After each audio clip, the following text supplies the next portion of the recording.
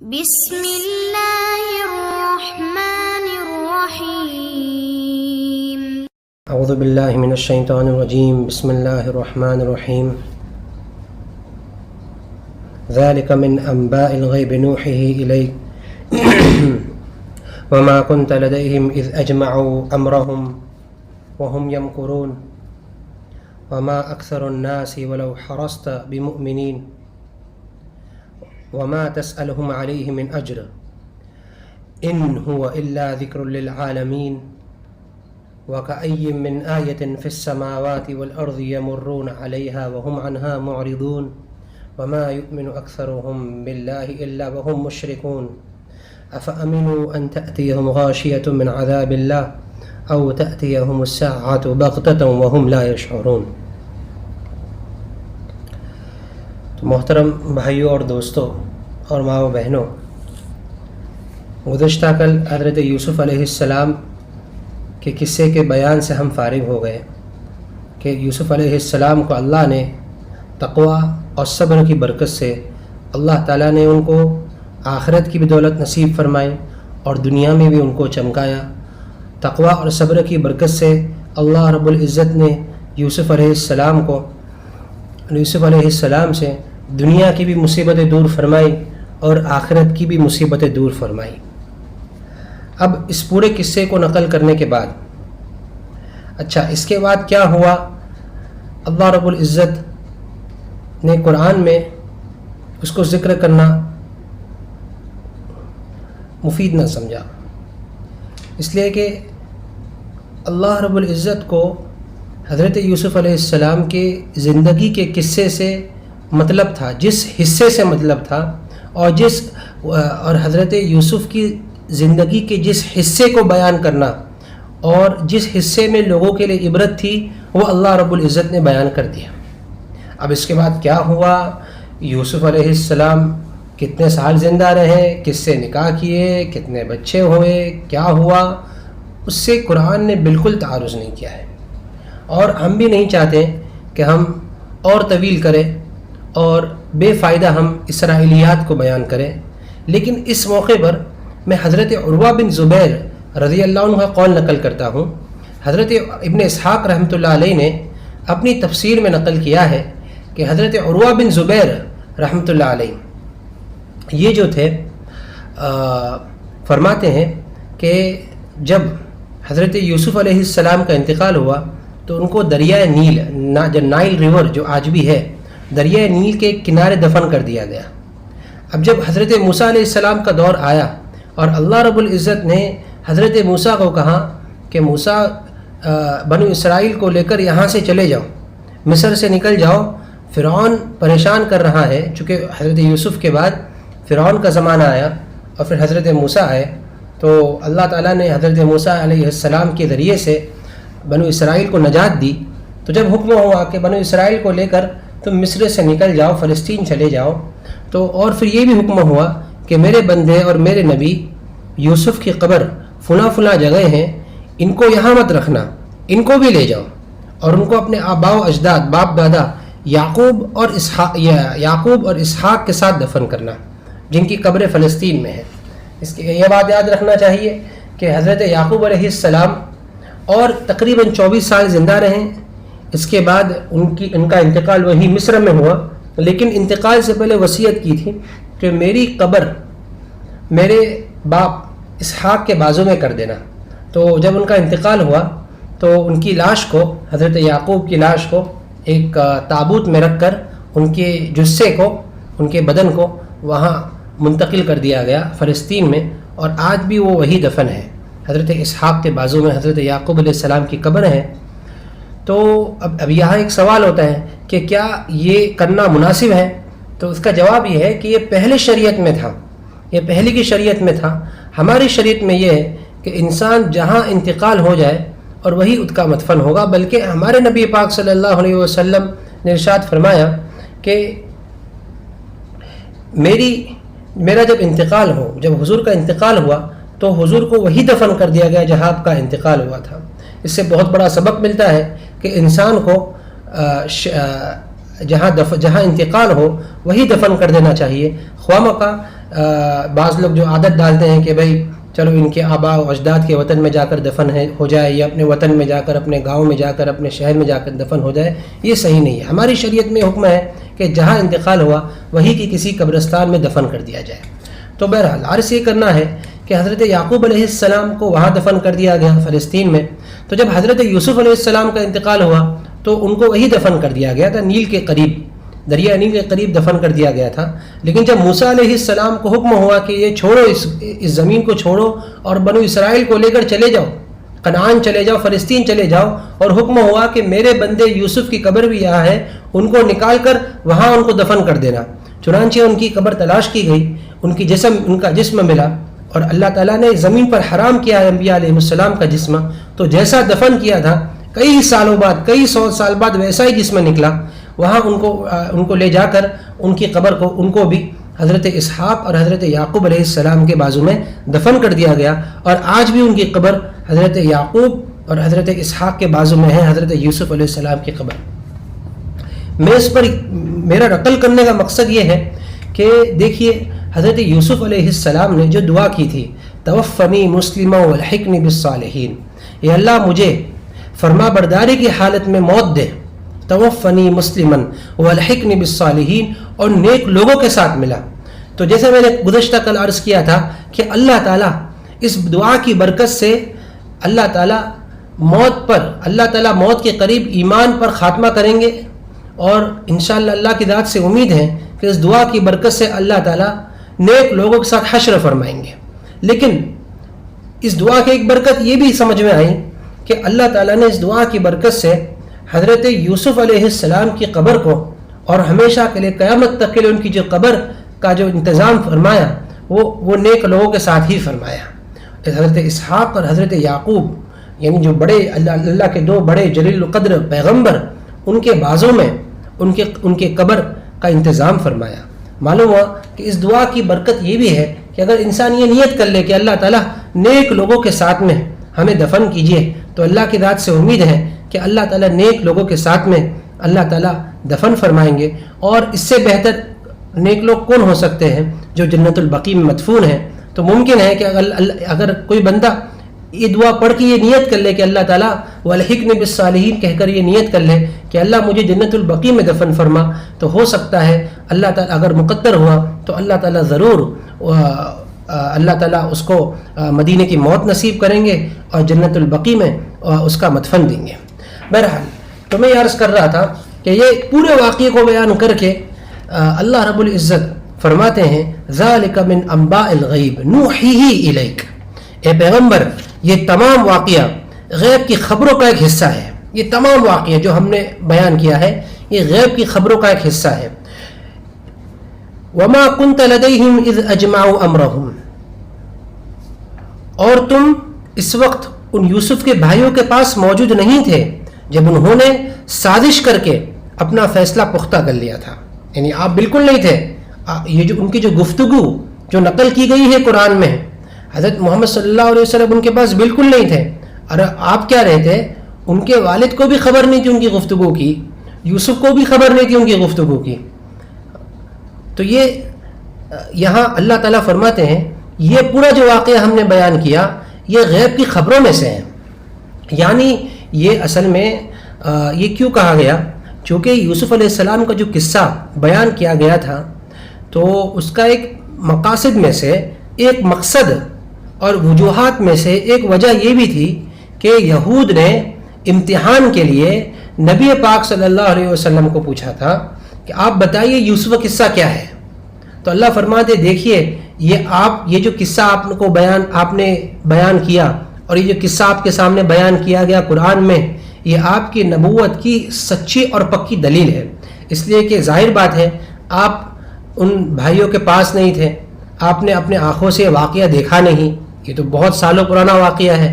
اچھا، اور یہ بھی نہیں ہو سکتا کہ آپ نے کسی سے سنا، اس لیے کہ آپ کے یہود کے ساتھ میں کوئی اٹھنا بیٹھنا نہیں تھا، آپ تو امی تھے، سب کو معلوم ہے، یہ مشہور بات ہے کہ آپ امی تھے، آپ پڑھنا بھی نہیں جانتے تھے اور آپ لکھنا بھی نہیں جانتے تھے، تو کتاب سے پڑھنا یہ محال اور کسی سے سیکھنا یہ بھی محال، اس لیے کہ آپ کی کسی یہودی کے ساتھ میں کوئی ملاقات ثابت نہیں ہے یہ مکی زندگی میں، اور پھر نہ آپ وہاں تھے، تو آپ کو یہ واقعی خبر کیسے ہوئی؟ یہ یقیناً غیب کی ان خبروں میں سے ہیں.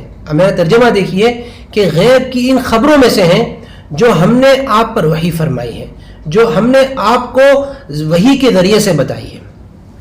تو اس سے معلوم ہوا کہ اللہ تعالیٰ اپنے نبی پر بعض مرتبہ غیب کی خبریں منکشف فرماتے ہیں.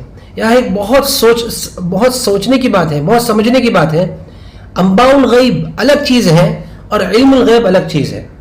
انباء الغیب کا مطلب غیب کی خبریں، اور علم الغیب کا مطلب ہوتا ہے غیب کا مکمل علم. اس بات کو خوب یاد رکھیں کہ غیب کا علم اللہ کے سوا کسی کو نہیں ہے. یہ غیب کا علم اللہ کے سوا کسی کو نہیں ہے. یعنی یہ صرف کوئی حدیث کی بات نہیں کر رہا ہوں، یہ قرآن کی پکی بات ہے. اللہ تعالیٰ قرآن میں فرماتے ہیں لا يعلم من في السماوات والارض الغیب الا اللہ. آسمان و زمین میں جو کچھ ہے، جو کچھ ہے آسمان و زمین میں، چاہے وہ زمین میں انبیاء ہو، رسول ہو، ولی ہو، بزرگ ہو، اور آسمانوں میں فرشتے ہو، یہاں تک کہ جبرائیل امین ہو، کسی کو غیب کا علم نہیں ہے سوائے اللہ کے. غیب کا علم کسے کہتے ہیں؟ یعنی جو کچھ مستقبل میں ہوا، جو حال میں ہو رہا ہے، اور جو آئندہ ہوگا، اس کا علم اللہ کے سوا کسی کو نہیں ہے.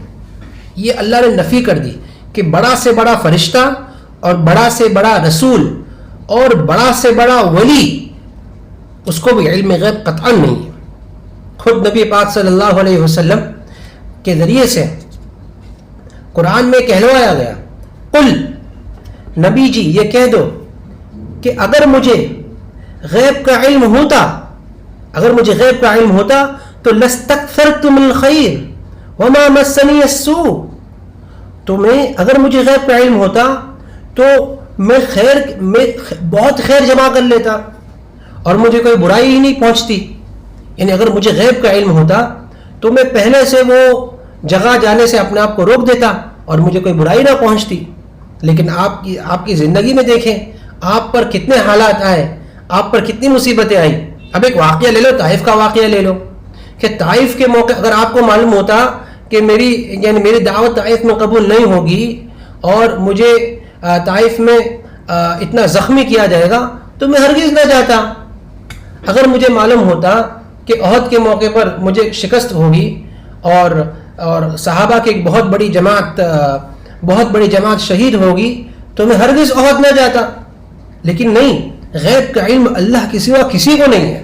ہاں اللہ تعالیٰ بعض مرتبہ اپنے بعض انبیاء کو غیب کا علم، غیب کی خبریں دے دیتے ہیں. علم نہیں، علم تو سب چیزوں کو محیط ہوا، غیب کی خبریں دے دیتے ہیں. اسی وجہ سے جو حضرات یہ کہتے ہیں کہ نبی پاک صلی اللہ علیہ وسلم عالم الغیب ہے، اس کا مطلب یہ نہیں ہے کہ غیب کی ہر خبریں آپ صلی اللہ علیہ وسلم کے پاس ہیں، بلکہ مطلب یہ ہے کہ آپ کو بعض خبریں دی گئی ہیں غیب کی، اور یہ پکی بات ہے. یہاں خود اللہ تعالیٰ فرماتے ہیں ذالک من انباء الغیب، یہ غیب کی خبریں ہیں. آپ تو بالکل نہیں تھے، آپ سے یہ چیز بالکل غائب تھی، لیکن آپ کو خبر دی گئی تو یہ غیب کی خبریں ہی ہوئی. تو یہ غیب کی خبریں اللہ تعالیٰ بعض مرتبہ اپنے بعض انبیاء کو دے دیتے ہیں، اور خصوصاً حضرت محمد صلی اللہ علیہ وسلم کو اللہ تعالیٰ نے غیب کی خبروں کا بہت بڑا حصہ دیا ہے، بہت بڑا حصہ. چنانچہ جتنے بھی انبیاء علیہ السلام آئے انہوں نے مستقبل کی اتنی واقعات بیان نہیں کیے جتنے واقعات اللہ کے نبی صلی اللہ علیہ وسلم نے مستقبل کے بیان کیے امت کے، کہ مستقبل میں یہ ہوگا، مستقبل میں یہ ہوگا، ایسے فتنے آئیں گے، دجال آئے گا، مسیح آئیں گے، مہدی آئیں گے. یہ جتنی بھی مستقبل میں ہونے والی اس امت کے ساتھ میں واقعات ہیں، نبی پاک صلی اللہ علیہ وسلم نے جو بیان کیا وہ اللہ نے غیب کی خبریں ان کو دی. تو اللہ کی اس خبروں کے ذریعے، اللہ کی دی ہوئی غیب کی ان خبروں کے ذریعے سے اللہ کے نبی صلی اللہ علیہ وسلم نے اپنی امت کو بتایا. بس یہی بات ہے کہ عالم الغیب حقیقت میں غیب کو جاننے والا اور سب کچھ، جس کے علم سب کو محیط ہے اور جو سب کچھ جانتا ہے، جو کچھ ہوا پہلے اور جو کچھ قیامت تک ہوگا وہ تو اللہ ہے، اللہ کے سوا کوئی ذات نہیں ہے. البتہ غیب کی خبریں اللہ تعالیٰ بعض مرتبہ غیب کی خبروں کا علم اپنے بعض انبیاء علیہ السلام کو دے دیتے ہیں. تو ذالک من انباء الغیب نوحیہ الیک، اللہ فرماتے ہیں. لیکن اب ان غیب کی خبروں کو بیان کرنے کے بعد جب اللہ کے نبی صلی اللہ علیہ وسلم نے جب یہ قصہ یوسف اترا قرآن میں اور اللہ کے نبی صلی اللہ علیہ وسلم نے اس قصے کو مشرکین مکہ پر بیان کیا، مشرکین مکہ نے یہود کے سامنے بیان کیا، یہود نے تصدیق بھی کر لی. تعجب کی بات ہے کہ یہود نے تصدیق بھی کر لی کہ یہ تو بالکل سچی پکی بات ہے، یہ وہی واقعہ ہے جو ہماری کتابوں میں بیان کیا گیا. آج آپ خود دیکھ لیجئے، آج خود آپ یہودیوں کی کتابیں کھول کر دیکھ لیجئے، یہاں جو واقعات جو حضرت یوسف کا جو واقعہ بیان کیا گیا ہے وہ اس قرآن کے اس بیان کردہ واقعے سے بہت کچھ قریب ملتا ہے. میں نے قریب کا لفظ اس لیے استعمال کیا کیونکہ قرآن میں صرف مقاصد پر انحصار کیا گیا ہے، صرف مقصد بیان کر دیا گیا ہے، جو کام کی چیزیں ہیں وہ بیان کی گئی ہے. اسی لیے تو اب جب یہود نے تصدیق کی کہ یہ واقعہ بالکل سچا ہے، پھر بھی مشرکین مکہ اپنی ہٹ دھرمی اور اپنی ضد کی وجہ سے، یہ ضد اتنی بری چیز ہے، دیکھیے اپنی ضد اور اپنی ہٹ دھرمی کی وجہ سے اپنے ایمان انہوں نے قبول نہیں کیا. اپنی ضد اور ہٹ دھرمی کی وجہ سے انہوں نے ایمان بالکل قبول نہیں کیا. تو اللہ تعالیٰ فرماتے ہیں وَمَا أَكْثَرُ النَّاسِ وَلَوْ حَرَصْتَ بِمُؤْمِنِينَ، اس کے باوجود اکثر لوگ ایمان لانے والے نہیں ہیں چاہے تمہارا کیسا ہی دل چاہتا ہو. یعنی آپ کتنا ہی چاہیں کہ میں ان کو یہ واقعہ بیان کروں، میں ان کو یہ غیبی خبریں دوں، وہ مجھے مان لے، پھر بھی یہ لوگ اکثر لوگ ایمان لانے والے نہیں ہیں. یہ ایسے ہٹ ڈرم ہے. کیوں؟ ان کی ضد کی وجہ سے، ان کی آر کی وجہ سے، ان کی استکبار کی وجہ سے. یہ جو تکبر ہے نا، یہ تکبر، یہ کبر جس کا میں نے اس سے پہلے بھی مفصل تذکرہ کیا تھا، یہ تکبر اتنی بری چیز ہے کہ حق کے ظاہر ہونے پر بھی یہ تکبر انسان کو قبول کرنے سے روکتا ہے. حق ایک تکبر کہ معلوم ہے میں مان لوں گا تو میری ناک کٹ جائے گی، میں مان لوں گا تو میں چھوٹا ہو جاؤں گا. یہ تکبر اتنی بری چیز ہے. تو اللہ سے پناہ اسی وجہ سے فرمایا کہ جس کے دل میں ایک رائے کے برابر بھی تکبر ہوگا، ایک رائے کے برابر بھی کبر ہوگا، وہ جنت میں نہیں داخل ہوگا. اللہ تعالیٰ ہم سب کو اس بری بیماری سے محفوظ فرمائے. یہی تکبر اور یہی ضد کی وجہ سے یہ لوگ ایمان والے نہیں ہوں گے، اللہ نے پہلے سے فرما دیا. وما تسألهم علیہ من اجر، حالانکہ تم ان سے اس تبلیغ پر کوئی اجرت نہیں مانگتے. یعنی آپ ان سے کوئی اجرت بھی نہیں مانگتے کہ بھائی یعنی آپ اجرت مانگتے ہو اور پھر وہ نہ مانے ہوئے، آپ کوئی اجرت بھی نہیں مانگتے، آپ تو خالص للہ فی اللہ تبلیغ کر رہے. ان هو الا ذکر للعالمین، یہ تو دنیا جہاں کے سب لوگوں کے لیے بس ایک نصیحت کا پیغام ہے. یعنی کہتے ہیں، یعنی اللہ تعالیٰ فرماتے اپنے نبی سے کہ آپ بالکل فکر نہ کریں، اگر ایک مسلمان نہ ہوتے ہیں ان کے حال پہ چھوڑ دیں. یہ جو قرآن کی آیت نازل کی گئی یہ صرف ان یہودیوں کی اور مشرکین کی اسلام کے لیے نہیں ہے، بلکہ یہ تو پورے جہاں والوں کے لیے نصیحت ہے. اللہ اکبر. آج ہم نے قرآن کو صرف ہمارے لیے کتاب ہدایت سمجھا ہے کہ یہ صرف کتاب ہدایت ہمارے لیے ہے، حالانکہ یہ ہدی للعالمین ہے. ہاں، ہدی للعالمین، کہ یہ پورے جہاں والوں کے لیے ہدایت ہیں، پورے جہاں والوں کے لیے ایک رہنمائی ہے. اللہ فرماتے ہیں کہ الا ذکر للعالمین، یہ پیغام ہدایت ہے پورے جہاں والوں کے لیے. پھر اب اللہ فرماتے ہیں وَكَأَيٍّ مِّنْ آيَةٍ فِي السَّمَاوَاتِ وَالْأَرْضِ يَمُرُّونَ عَلَيْهَا وَهُمْ عَنْهَا مُعْرِضُونَ. اب اللہ فرماتے ہیں کہ یہ قصہ یوسف تو کیا، یہ کس تم کہتے ہو، یعنی تم یہ غم کر رہے ہو نبی جی کہ قصہ یوسف پورا بیان بھی کیا اور مسلمان بھی نہیں ہوئے، اتنی بڑی نشانی ان کے سامنے آئی پھر بھی مسلمان نہیں ہوئے. ارے یہ قصہ یوسف کی بات کیا کرتے ہو، صبح شام ان پر اللہ کی نشانیاں گزرتی ہیں. وَكَأَيٍّ مِّنْ آيَةٍ فِي السَّمَاوَاتِ وَالْأَرْضِ، اور آسمان و زمین میں کتنی ہی نشانیاں ہیں کہ جن پر ان کا گزر ہوتا رہتا ہے. صبح شام آسمان اور زمین کی نشانیاں ان پر آتی رہتی ہے. یہ سورج کا اگنا، یہ چاند کا، یہ سورج کا نکلنا، یہ چاند کا نکلنا، یہ ہواؤں کا چلنا، یہ پانی کا برسنا، اور آسمان اور زمین میں سے گلے کا اگنا، یہ سب اللہ ہی کرتے ہیں، اللہ کے حکم سے ہوتا ہے. کوئی چیز خود بخود نہیں ہو جاتی، کوئی چیز دنیا میں خود بخود نہیں ہوتی ہے. اگر میرا موبائل میرے بائیں طرف رکھا ہے, اگر مجھے دائیں طرف رکھنا ہے تو مجھے اپنا ہاتھ اٹھا کے رکھنا پڑے گا, خود بخود نہیں ہوگا. اگر مجھے ایک چھوٹی سی چیز چاہیے تو میرے سوچنے سے وہ چیز مجھے نہیں مل جائے گی, بلکہ مجھے اس کے لیے کچھ کرنا پڑے گا.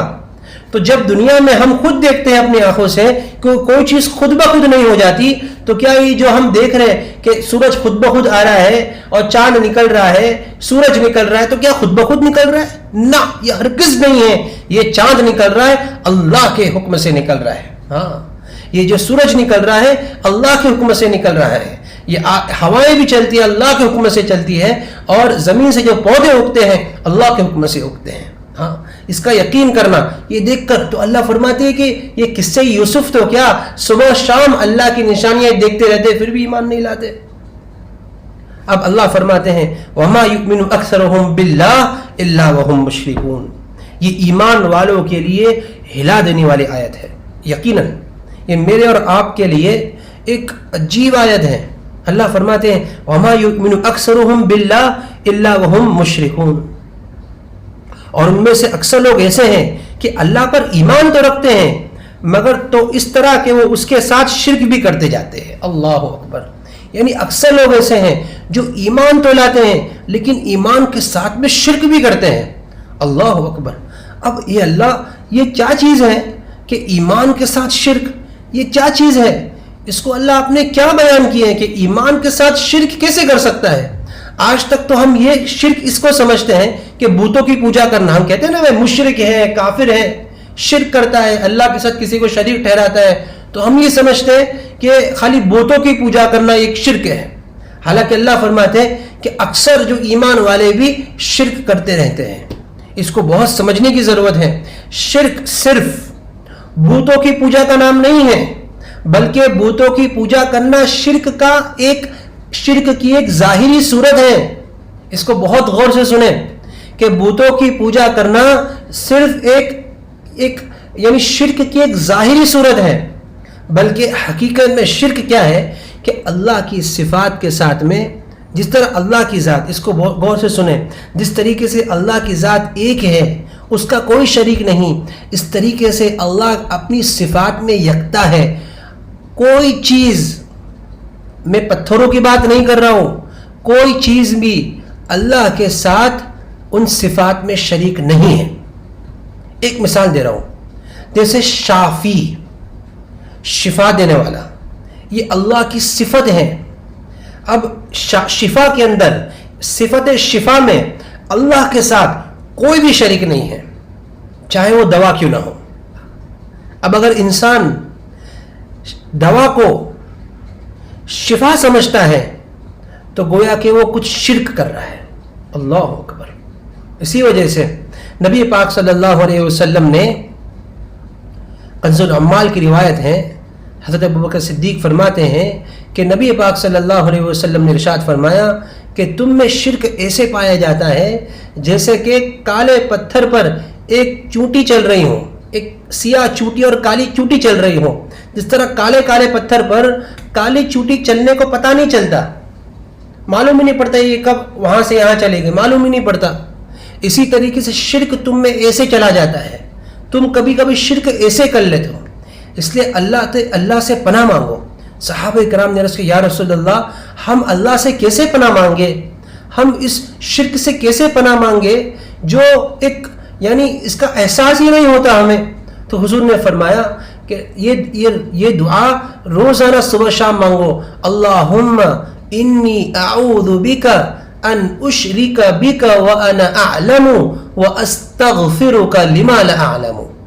اللہم, اے اللہ, انی اعوذ بک, میں پناہ چاہتا ہوں, ان اشرک بک, کہ تیرے ساتھ شریک کروں اس حال میں کہ مجھے علم ہو, کہ مجھے علم ہے کہ میں شرک کر رہا ہوں, اس سے بھی پناہ چاہتا ہوں کہ میں یہ نہ کروں. وَأَعُوذُ بِكَ لِمَا لَا أَعْلَمُ, اور میں پناہ چاہتا ہوں اس سے کہ مجھے معلوم نہ ہو. وَأَسْتَغْفِرُكَ, یہ ایک سہو ہو گیا. وَأَسْتَغْفِرُكَ لِمَا لَا أَعْلَمُ, اے اللہ میں معافی چاہتا ہوں اگر میں نے کوئی ایسی چیز شریک کر دی تیرے ساتھ جس کا مجھے علم نہیں ہے.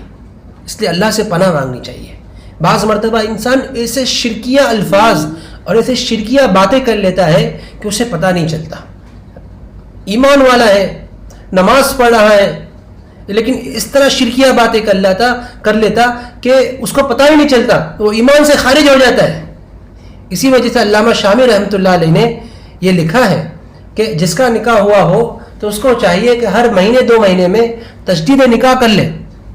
تجدید نکاح کے الگ مسائل ہوتے ہیں, اس کو علماء سے پوچھے کہ تجدید نکاح کے مسائل کیا ہیں, کہ اپنے نکاح کی تجدید کر لے. کیونکہ ایسا نہ ہو کہ بعض مرتبہ بیوی کی طرف سے یا بعض مرتبہ شوہر کی طرف سے ایسی باتیں نکل جاتی ہیں کہ اس سے نکاح ٹوٹ جاتا ہے, پتہ بھی نہیں چلتا, نکاح ٹوٹ جاتا ہے. کبھی انسان سے ایسی بات نکل جاتی ہے کہ انسان کفر تک پہنچ جاتا ہے اور اسے پتہ نہیں چلتا. اس لیے علامہ شامی رحمۃ اللہ علیہ نے لکھا ہے کہ تجدید نکاح یہ ہر 2 مہینے میں مستحب ہے. اس لیے اللہ سے پناہ مانگنی چاہیے. اللہ نے سورہ کہف میں میں بہت ہی مختصر اس واقعے کی طرف اشارہ کروں. اللہ تعالیٰ نے سورہ کہف میں 2 دوست کا واقعہ بیان کیا. دونوں دوست مسلمان تھے, ایسا نہیں کہ ایک مشرک تھا ایک کافر تھا. اس لیے قرآن کی آیتیں بتاتی ہیں کہ یہ دونوں دوست مسلمان تھے. تو ایک دوست وہ تھا جو بہت ہی غریب تھا, بہت ہی مفلس تھا, اس کے پاس اتنا مال و دولت نہیں تھا. اور دوسرا جو دوست تھا وہ بہت ہی, اللہ نے اس کو بہت دیا تھا. اللہ فرماتے ہیں کہ ہم نے اس کو انگور کے 2 بڑے باغ دیے تھے. اس ایک کو ہم نے انگور کے 2 بڑے باغ دیے تھے, اور اس باغ کی جو باؤنڈریز ہیں وہ باؤنڈریز وَحَفَفْنَاهُمَا بِنَخْلٍ, ہم نے وہ باغ کی باؤنڈریز کے آس پاس میں کھجور کے درخت لگائے ہوئے تھے. یعنی اتنا گھنا درخت, ایک گھنا باغ تھا کہ بیچ میں انگور کے درخت تھے, انگور کی بیلیں تھیں, اور سائیڈ میں کھجور کی باؤنڈریاں لگی ہوئی تھی. اور پھر وَجَعَلْنَا بَيْنَهُمَا, اور اس کے بیچ میں ایک نہر جاری تھی, بیچ میں نہر جاری تھی. اور اللہ فرماتے ہیں کہ اس آدمی کا صرف باغ ہی نہیں تھا, وَكَانَ لَهُ ثَمَرٌ, کہ اس کے بہت سے الگ انویسٹمنٹس بھی تھے. اس نے بہت جگہ پر پیسے بھی ڈال رکھے تھے. اس کاروبار, یہ کاروبار تھا, وہ کاروبار تھا, یہ بینک بیلنس تھا, اور یہاں اس نے انویسٹمنٹ کر رکھا تھا. تو ایک دوست کا یہ حال تھا کہ بہت کچھ تھا اس کے پاس, باغ بھی تھا اور ہر قسم کے وسائل تھے. اور جو دوسرا دوست تھا وہ بہت غریب تھا. اب ایک مرتبہ یہ دونوں جا رہے تھے, اب باتیں ہونے لگی کہ یار تو اتنا صوفی صافی آدمی ہے, بس یہی کرتے اللہ کرتے رہتا ہے, تیرے پاس کیا ہے بتا مجھے. انا اکثر منک مالا میں واعز نفرا, میں مال میں بھی تیرے سے اچھا ہوں, اور میرے سپورٹرز بھی بہت ہیں. جس کے پاس مال ہوتا ہے اکثر اس کے حامی لوگ بہت ہوتے ہیں. تو کہا کہ تو کون ہے, کہ میرے تو سپورٹرز بھی بہت ہیں اور مال بھی بہت ہے, تو بھی یہ سب کرنا, تو کہاں اس میں لگ گیا ہے, تو بھی آ جائے, یہ سب حلال حرام چھوڑ دے, یہ سب چھوڑ دے کہ یہ جائز ہے ناجائز ہے, تو کرتے رہے میرے طرح. اس نے کہا کہ نہیں, ہرگز نہیں, میں ایسا ہرگز نہیں کروں گا. ہاں, میں اللہ کے ساتھ میں یہ اللہ کے ساتھ ایسا ہرگز نہیں کروں گا. اب وہ جب وہ دونوں باتیں کرتے کرتے باغ کو پہنچے اس امیر دوست کے, تو وہ جو امیر دوست تھا تو اس نے جب باغ میں داخل ہوا تو باغ کی گہرائی اور باغ کی وسعت اور باغ کی بالکل باغ کو دیکھ کر ایسا بولا کہ ما اظن ان تبید هذه ابدا, ایسا لگتا ہے کہ یہ باغ تو ہمیشہ رہے گا. وَلَئِن رُجِعْتُ إِلَىٰ رَبِّي لَأَجِدَنَّ مِنْهُ خَيْرًا مِنْهُ. میرے کو وہ آیت یاد نہیں آ رہی ہے, جس کا مفہوم یہ ہے کہ اگر میں مر بھی گیا اور اللہ کے یہاں پہنچ بھی گیا تو مجھے اس سے اچھا ملے گا. اللہ اکبر, ایسی باتیں کرنے لگا. اب وہ جو دوست تھا اس نے ڈرایا بھی کہ دیکھ ایسا نہ ہو کہ تیری مشرکانہ اور شرکیہ بات, دیکھیے یہاں, کہ تیری مشرکانہ اور تیری شرکیہ بات سے اللہ ناراض ہو جائے اور تجھ پر عذاب بھیجے. اس دوست نے کہا کہ نہیں ایسا کچھ نہیں ہوتا. اب ایک دن ایسا ہوا کہ راتوں رات احیط بثمرہ, پورا کے پورا اس کا مال و دولت ہلاک ہو گیا, سب کچھ ختم ہو گیا, سب کچھ ختم ہو گیا. اور جب صبح آ کر دیکھا تو کچھ بھی نہیں تھا, سب کچھ, باغ بھی ختم ہو گیا, انویسٹمنٹس بھی ختم ہو گیا, مال و دولت ختم ہو گیا. فاصبح يقلب كفيه على, ہے نا, پھر اپنے علامہ انفق فیہا, اب اپنے کفے افسوس ملنے لگا اور افسوس کرنے لگا. اور اب اس موقع پر کیا معلوم ہے کیا کہا, یا لیتنی لم اشرک بربی احدا, ایک کاش میں اپنے رب کے ساتھ کسی کو شریک نہ کرتا, میں اپنے رب کے ساتھ کسی کو شریک نہ کرتا. اب سوال یہ ہے کہ اس واقعے میں کہیں بھی نہیں آیا کہ اس نے بت کی پوجا کی ہو اور وہ مشرک تھا، بلکہ واقعہ تو یہ بتاتا ہے کہ وہ مسلمان تھا، لیکن پھر بھی چونکہ اس نے مال و دولت کو اصل سمجھ لیا تھا، مال و دولت کو کرنے دھرنے والی ذات مال سمجھ لیا تھا، اور مال ہی کو اپنا اصل مقصد بنا لیا تھا، اور مال و دولت کو اور طاقت کو اپنا گویا کہ خدا مان لیا تھا اور اپنا سب کچھ مان لیا تھا، تو یہ بھی ایک شرک ہو گیا۔ تو اسی لیے کہا اس نے کہ یا لیتنی لم اشرک بربی احدا، اے کاش کہ میں اپنے رب کے ساتھ کسی کو شریک نہ کرتا۔ اس لیے میرے ماؤں بہنوں اور بھائیوں اور دوستوں، شرک صرف یہ نہیں ہے کہ انسان خالی بتوں کی پوجا کرے، بلکہ شرک یہ بھی ہے کہ انسان اللہ کے علاوہ کسی کو اپنا اللہ کے علاوہ کسی پر اپنا یقین رکھے۔ ہاں، جس نے اللہ کے علاوہ مال پر یقین رکھا، وہ گویا کہ اس نے مال کو اللہ سے شریک کر لیا۔ جس نے اللہ کے علاوہ اپنی طاقت پر یقین رکھا، گویا کہ اس نے اللہ کے علاوہ اپنی طاقت پر یقین رکھا، تو اس نے اپنے طاقت کو اللہ کے ساتھ شریک کر لیا۔ اس لیے اس کا بہت خیال کرنا چاہیے۔ اور ایک حدیث میں یہ بھی آیا ہے کہ بھائی شرک اصغر سے بچو، تو فرمایا کہ شرک اصغر کیا ہے؟ تو کہا کہ ریاکاری، یعنی انسان دوسروں کو دکھلاوے کے لیے کوئی عمل کرے تو یہ بھی شرک ہے۔ اس لیے تمام شرک کی صورتیں ہیں، اللہ پر پورا پختہ یقین ہو کہ یہ جو کچھ مال ہیں، یہ اسباب ہیں، یہ چیزیں ہیں، یہ سب تو زینت الحیات الدنیا، یہ دنیاوی زندگی زینت ہے، یہ سب اللہ کی طرف سے ہمیں آزمانے کے لیے اللہ نے دیا ہے۔ حقیقت میں جو کچھ کرنے دھرنے والی ذات ہیں اور جو کچھ ہوتا ہے اللہ کے کرنے سے ہوتا ہے۔ اللہ تعالی ہم سب کو ان چیزوں سے بچائے اور ہر قسم کے شرک سے ہمیں محفوظ کرے۔ دعا کریں۔ اللہم لک الحمد لک الحمد کلہ ولک الشکر کلہ وبیدک الخیر کلہ والیک یرجع الامر کلہ یا حی یا قیوم یا ارحم الراحمین یا ارحم الراحمین۔ اے اللہ ہمارے گناہوں کو معاف فرما، ہمارے خطایا سے درگزر فرما، رب عالمین ہمارے گناہوں کو معاف فرما۔ اے اللہ ہمیں شرک سے محفوظ فرما، اے اللہ ہر قسم کے شرک سے محفوظ فرما۔ اے اللہ کہیں ایسا نہ ہو کہ ہم اپنے آپ کو ایمان والا سمجھتے ہو اور تیرے یہاں ہم یا اللہ نعوذ باللہ تیرے یہاں ہم مشرک ہو۔ اللہ ہمیں اس سے محفوظ فرما، اللہ ہمیں اس سے پناہ میں لے لے۔ اے اللہ ہم کو محفوظ فرما، اللہ ہم کو معاف فرما دیجئے، چھوٹے بڑے تمام گناہوں کو معاف فرما دیجئے۔ رب کریم ہم سب کو معاف فرما دیجئے، رب عظیم ہم سب کی مغفرت فرما دیجئے۔ اے اللہ یہ عشرہ بھی گزرنے کو ہے، اللہ یہ رمضان کی مبارک گھڑیاں گزر جائے گی، اللہ اگر ان گھڑیوں میں ہماری مغفرت نہ ہوئی، ہم سے بدتر اور ہم سے بدبخت کوئی نہیں ہے۔ اللہ ہماری مغفرت فرما دیجئے، اللہ ہمارے والدین کی مغفرت فرما دیجئے، اللہ ہمارے آباء و اجداد کی مغفرت فرما دیجئے، اللہ ہمارے دوستوں کی مغفرت فرما دیجئے۔ یا اللہ پوری امت کی مغفرت فرما دیجئے، یا اللہ اس وبا کو ختم فرما دیجئے۔ اب اے اللہ اپنے فضل و کرم سے یا اللہ اس وبا کو ختم فرما دیجئے، یا اللہ ہم سب کو معاف فرما دیجئے، اللہ ہم سب کو معاف فرما دیجئے، اللہ ہم سب کو معاف فرما دیجئے، اے اللہ ہم سب کو معاف فرما دیجئے۔ یا اللہ ہمیں حسن اخلاق نصیب فرما دیجئے، اللہ ہمیں حسن کردار نصیب فرما دیجئے، اے اللہ ہمیں حسن اخلاق نصیب فرما دیجئے، ہماری تربیت فرما دیجئے، ہمارے اولاد کی تربیت فرما دیجئے، ہر قسم کی ظاہری اور باطنی تربیت نصیب فرمائیے۔ اے اللہ فتنے دجال سے ہمارے حفاظت فرمائیے۔ یا اللہ اس فتنے عظیمہ اور اس بڑے فتنے سے بچنے کے لیے جو اسباب ہیں، اللہ جو اسباب چاہیے، یا اللہ جو روحانی اور ظاہری قابلیت اور صلاحیت چاہیے، یا اللہ وہ اپنے فضل و کرم سے ہم سب کو عطا فرما دیجئے، اللہ اپنے فضل و کرم سے ہم سب کو عطا فرما دیجئے۔ اے اللہ جو مانگا ہے اللہ اپنے غمان کے مطابق مانگا ہے، اپنے شایان شان نصیب فرما دیجئے۔ حضرت نبی پاک صلی اللہ علیہ وسلم نے جتنی خیر کی دعائیں مانگی ہیں ان تمام دعاؤں میں ہمارا حصہ نصیب فرما، اور جتنی شرور و فتن سے پناہ چاہیے ہے ان تمام شرور و فتن سے ہمارے حفاظت فرما۔